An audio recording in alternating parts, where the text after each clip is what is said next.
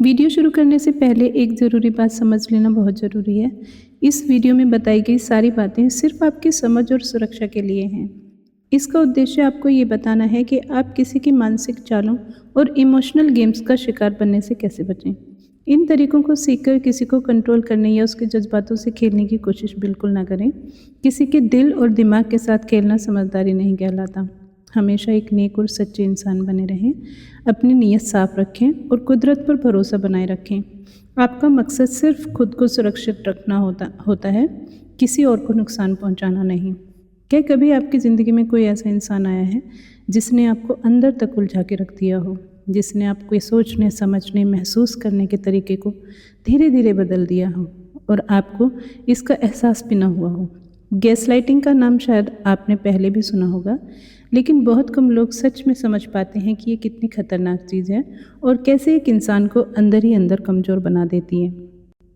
Gaslighting तब शुरू होती है जब कोई इंसान आपके सच, आपकी यादों, आपकी समझ पर सवाल खड़े करने लगता है। ये हमेशा बड़े झगड़े या ड्रामे की तरह नहीं दिखती।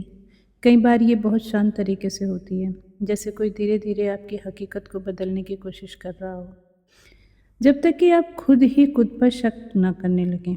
मान लीजिए आपके पार्टनर ने आपसे कहा था कि वो वीकेंड पर आपके साथ बाहर जाएंगे, लेकिन जब वीकेंड आता है और आप उनसे पूछते हैं तो वो साफ इनकार कर देते हैं। वो कहते हैं, मैंने ऐसा कब कहा? तुम अपने मन से बातें बना लेती हो। जब आप उन्हें बताते हैं कि उनकी बातों से आपको दुख हुआ, तो जवाब मिलता है, तुम हर चीज़ को ज़रूरत से ज़्यादा दिल पर लेती हो। उनका मकसद सिर्फ आपसे असहमत होना नहीं होता। असली मकसद ये होता है कि आप अपने आप के सच पर ही भरोसा खो दें। धीरे धीरे ऐसा समय आता है जब आप खुद से ज़्यादा उन पर यकीन करने लगते हैं। ये सब एक दिन में नहीं होता। छोटी छोटी बातें, बार बार इनकार और अजीब व्यवहार धीरे धीरे आपको तोड़ने लगते हैं। इससे बचने के लिए ज़रूरी है कि आप अपनी सोच को साफ रखें, अपनी बातें और अनुभव लिखना शुरू करें, अपने एहसासों पर भरोसा करें। और जिस दिन आप ऐसे इंसान को सफाई देना बंद कर देंगे जो जानबूझकर आपको समझना नहीं चाहता, उस दिन आप अपनी ताकत वापस महसूस कर लेंगे। अब बात करते हैं एक और तरीके की, जिसे लोग आसानी से पहचान भी नहीं पाते हैं। इसे लव बॉम्बिंग कहा जाता है, यानी शुरुआत में ही किसी पर ज़रूरत से ज़्यादा प्यार, ध्यान और अपनापन बरसाना। शुरुआत में ये बहुत अच्छा महसूस होता है और यही इसकी सबसे बड़ी चाल होती है। इसकी शुरुआत बहुत तेज होती है। ये सच्ची मोहब्बत नहीं, बल्कि एक जुनून जैसा होता है। सोचिए, आप किसी से अभी अभी मिले हैं और कुछ ही दिनों में वो इंसान आपको बार बार कॉल करने लगता है, महंगे गिफ्ट भेजता है और कहता है कि तुम्हारे बिना मेरी ज़िंदगी अधूरी है। ऐसा लगता है जैसे सब कुछ बहुत जल्दी और बहुत ज़्यादा हो रहा है। ये सब इसलिए किया जाता है ताकि आप उस एहसास के आदी हो जाएं। फिर अचानक वही इंसान बदलने लगता है। वो दूर हो जाता है, ठंडा व्यवहार करने लगता है और आप सोचने लगते हैं कि आखिर गलती आपसे कहाँ हुई। लेकिन सच ये है कि शुरुआत का वह प्यार अक्सर सिर्फ एक चाल होता है। इससे बचने के लिए ज़रूरी है कि आप रिश्तों में जल्दबाजी बिल्कुल ना करें। लोगों की बातों से ज़्यादा उनके व्यवहार को देखें।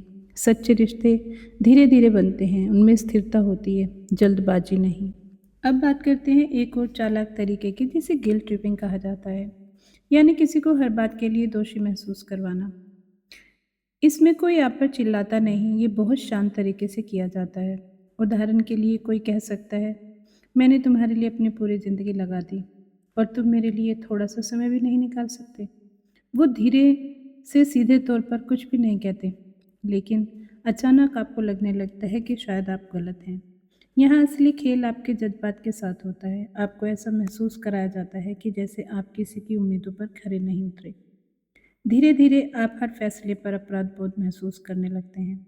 इससे निपटने के लिए खुद से पूछिए, क्या आपने सच में कुछ गलत किया है या सिर्फ आपको दोषी महसूस करवाया जा रहा है। याद रखिए, अपने फैसलों पर टिके रहना आपका हक है। अब बात करते हैं ट्रायंगुलेशन की।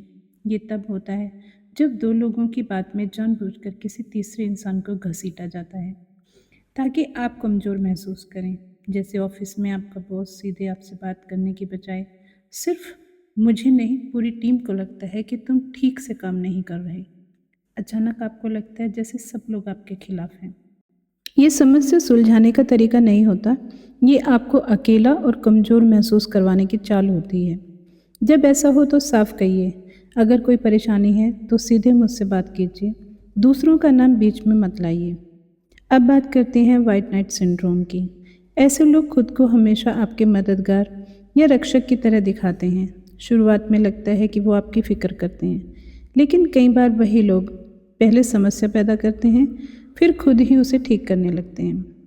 उदाहरण के लिए, कोई दोस्त पहले दूसरों के सामने आपकी बुराई करके माहौल ख़राब कर दे और फिर बाद में आकर कहे, मैं तो हमेशा तुम्हारे साथ हूँ।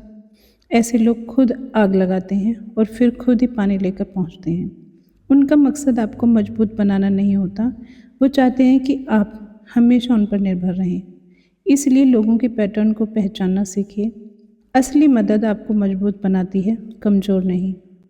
खामोशी कभी कभी सुकून देती है, लेकिन जब खामोशी का इस्तेमाल सज़ा देने के लिए किया जाए तो उसे साइलेंट ट्रीटमेंट कहते हैं।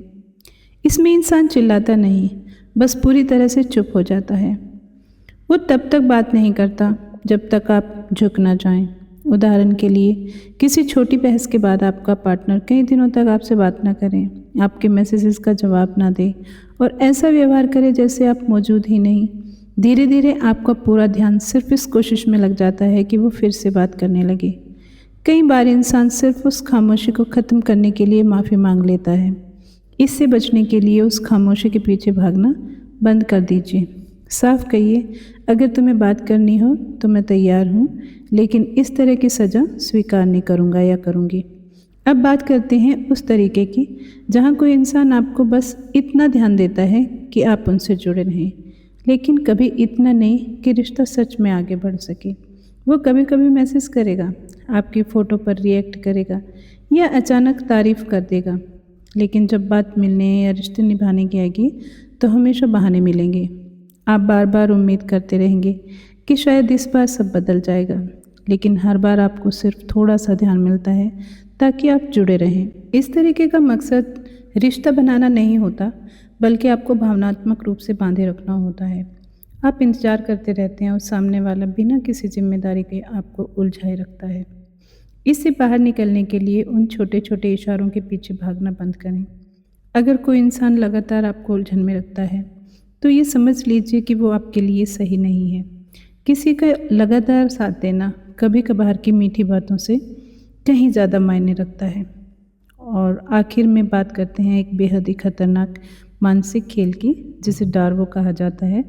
इसका मतलब है पहले गलती से इनकार करना, फिर सामने वाले पर हमला करना और आखिर में खुद को पीड़ित साबित कर देना। मान लीजिए आप किसी इंसान से शांत तरीके से अपनी तकलीफ़ के बारे में बात करते हैं। सबसे पहले ये साफ इनकार करेगा, ऐसा कभी हुआ ही नहीं। फिर आप पर ही सवाल उठाने लगेगा, तुम हमेशा हर बात का मुद्दा बना देते हो। और फिर सबसे बड़ा मोड़ आता है, वो खुद को पीड़ित दिखाने लगता है। ऐसा जताता है कि गलती आपकी नहीं, बल्कि उसे आपकी बातों से चोट पहुंची है। अचानक आपको ही सफाई देनी पड़ती है। यही डार्वो है।